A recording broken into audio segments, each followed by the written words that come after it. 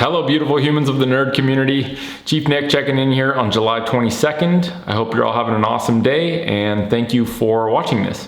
So today's check-in is all going to be about negative adaptations. And I think we underestimate the importance of negative adaptations.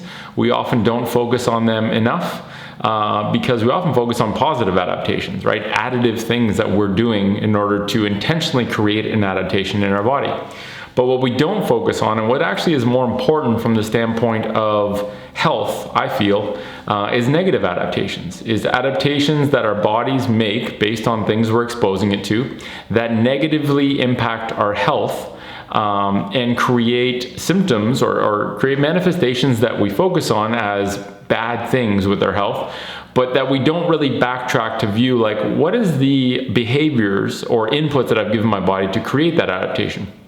So I always frame the body as this objective adaptation machine. And so our bodies are constantly making changes in terms of, all realms. And this can be, simple examples are like strength, mobility, resilience, ability to tolerate discomfort. All these things are adapting on an ongoing basis, on an impartial basis. And so, our body really doesn't care about what the adaptation is. It is simply directly adapting to the inputs we give it. And so, if I want to get stronger, I expose my body to inputs of regularly having to face a load. And then the adaptation is that it becomes better at tolerating that load, right? We get stronger, the muscles get stronger, the muscles get bigger. And we often focus on, these additive adaptations where I do a certain behavior on purpose, and I then stimulate the desired adaptation for what I'm aiming for, right? But what we don't focus on are the behaviors we do that result in negative adaptations. And I think it's because the connections between the behaviors we do and the adaptations that result, specifically they're negative elements that we see or feel, right? Like pain. Knee pain is something that we tune into. And the assumption that as we get older, our knees will break down, or the assumption that things happen randomly, this is just bad luck, means that we don't necessarily backtrack to view, okay, what inputs did I give my body to result in this negative adaptation? And that's really where my focus, when I was treating in clinic as a physio, my focus was really like, okay, if I know the body is an unbiased adapter, and someone is coming to me with an adaptation that is unfavorable to their health, and it might be a poor movement pattern, for example, their inability to squat. They often chalk that up as just a factor of getting older. But if you look at the body as an impartial adapter that adapts directly to what we expose it to, then basically it's like a challenge, right? You're an investigator. The challenge is someone's lost the ability to squat. Before I give them things to improve their squat, because that's the direction most people go, right? Oh, you can't squat? Let's do these things to improve your squat. And the problem with that is you haven't actually solved the problem of why their squat became how it is, right? Like, why aren't they able to squat? They were able to squat when they were kids. Where along the way did they lose the ability to do squat? And what behaviors that they're probably still doing are responsible for taking their squat, taking the ownership of the squat position or movement away from them? And so I would typically focus on the negative adaptation side. It's like, okay, let's talk about which behaviors we got to pull out of your daily repertoire of behaviors. First, let's talk about that, because that's the more important one, right? That's the actual solution to solving that problem. Then we can add in some positive adaptations, right? So get rid of, subtract first, then add. That's just like this core ethos that I always keep in mind. Subtract the problem, the root cause of the problem, then add some solutions to speed up that problem getting resolved. And, I think this carries over to realms beyond the physical, right? Not just the body. That's the easiest one to see. And I think even just before I move to the mental area, it's like the sneakiest one is sitting, by far. The amount of time we spend in chairs and the negative adaptations that creates is a connection that most people don't see, right? Like, most people don't associate their knee pain or their low back pain with sitting. And the disconnect between those two things is the fundamental reason people aren't addressing the problem, right? Like, if people actually knew the long-term consequences of sitting in a chair for prolonged periods every day, I think they would be a lot more mindful. At least they would have enough information to make a good decision. I don't know if they would actually care about it, because most people don't care about what could result in problems. What they care about is, how do I get rid of this problem once I have it? And it's like such a lagging indicator, right? And I'm guilty of this as well. Like, I know if I don't floss my teeth every day, I'm more likely to get cavities. And for a long time, I was just like, well, I'm just gonna floss once in a while. And guess what? I ended up getting some cavities. And so, I often try to think, like, what makes things more salient to me, right? Like, what, if I knew the cost of a cavity, or if I knew the monetary cost I got to pay to get rid of a cavity, if I knew the time inconvenience that it would take to go there and get that done, if I knew the discomfort I would be in potentially because of a cavity, I would at least have, if I'm weighing pros and cons, like, okay, the time I have to spend every day flossing and the discomfort it might cause me versus, like, these consequences that I don't deem to be very big. If I knew how big those consequences were, the time it takes me every day to floss might not be as big of a trade-off. Like, it might actually be worth doing that. And guess what? Most of the time, it's really just a matter of putting a prompt to make sure that behavior happens. It's not that I don't want to floss, that I didn't have a reminder for a long time to actually floss.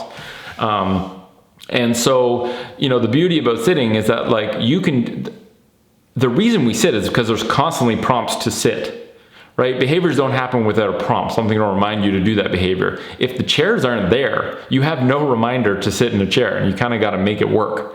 And so, like, in the office at TFC, we have 0 sitting furniture. If we do, it's like, I shouldn't say that. We do have sitting furniture, but it is not at chair height. Like, we have these stools that are 20 centimeters off the ground. So you basically sit in a supported deep squat. They also act as work surfaces if you're sitting on the ground. And so, the idea of helping people troubleshoot their environment essentially is a way to bypass all of the work you need to do to tell them how bad sitting is for them. It's really just, okay, you've lost this mobility because you're spending a lot of time sitting. Instead of telling you why sitting is so bad, are you okay with us just engineering your environment so you automatically will end up sitting less? There's just less options, less opportunities to sit. And so, I don't have all the answers, but I know that people don't want to have back pain. People don't want to have knee pain, but often people don't actually take action to doing the things they need to do to get rid of those long term, right? And so, we just defocus the negative adaptations that happen, which get us into trouble, and we over-focus on the positive adaptations we can intentionally try and facilitate once we have a problem. Or I really think that was just the big thing I've been thinking of, is like negative adaptations that are happening without us trying to make them happen. Most of the time without us even knowing that they are happening, right? And I used to frame sitting in a chair as detraining hip mobility. And so I wouldn't even ask people, how much time do you spend sitting? I would say, well, if sitting in a chair is detraining your hip mobility, is making your hip mobility worse, making your movement patterns worse, how much time every day are you spending detraining your hip mobility? And if you equate that with sitting, it's like you're spending 8 hours a day detraining your hip mobility, and you're spending 1 hour a day training your hip mobility. That's a net negative of -7 hours, or 7 hours detraining hip mobility, despite putting an hour of your energy into kind of clawing some of that time back. And so I really think we just need to speak in those terms, because I think it makes it more obvious. And it empowers people with being able to make better decisions if they actually know what they're doing without realizing they're doing it. And if we connect the problem they have with the actual root cause, right? The root cause of your back pain is not a lack of back exercises. It's usually the unintentional adding of something that's causing you that problem long term. So hopefully this wasn't too roundabout. But in the mental realm, just real quickly, the negative adaptation of constantly looking at our phones when we're bored is essentially the inability to be with our own thoughts, right? And that's why it's crazy how difficult it was. I felt this firsthand. Sitting down by myself with no external stimulus for 5 minutes a day was near impossible when I first tried to form a daily meditation habit. And, it's crazy how hard that was. And I realized that the negative adaptation that I was doing, and I wasn't even realizing, was I was detraining my ability to focus virtually all day long, right? Dinging from one email to my phone to the next thing. You know, I'm training my brain to be really good at being distracted while also detraining my ability to focus. I wasn't doing it intentionally. I didn't even know I was doing that. But when I stopped doing that and I started, like, instead of multitasking, I started making an effort to single task, I realized that it was way easier to focus my mind on one thing or to be with my own thoughts for a certain period of time.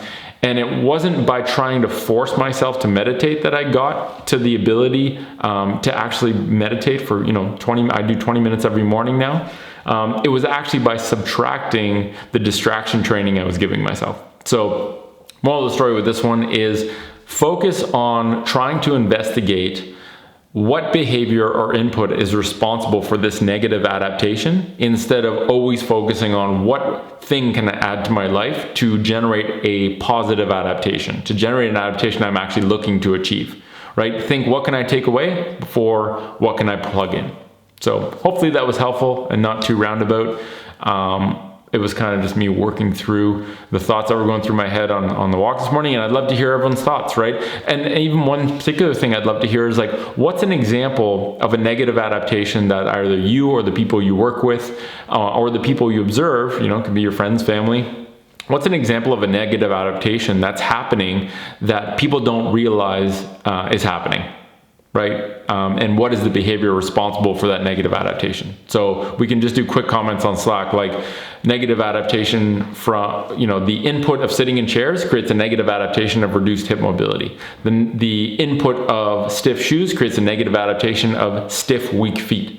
And so let's just play some idea ping pong and you know, like, plug ideas into this Slack thread on the Chief Checkin's channel of examples of that, because I think it would be fun to hear everyone's different perspectives, whoever wants to get involved with that. And yeah, thanks for watching, and I'll catch you on next week's Check-in.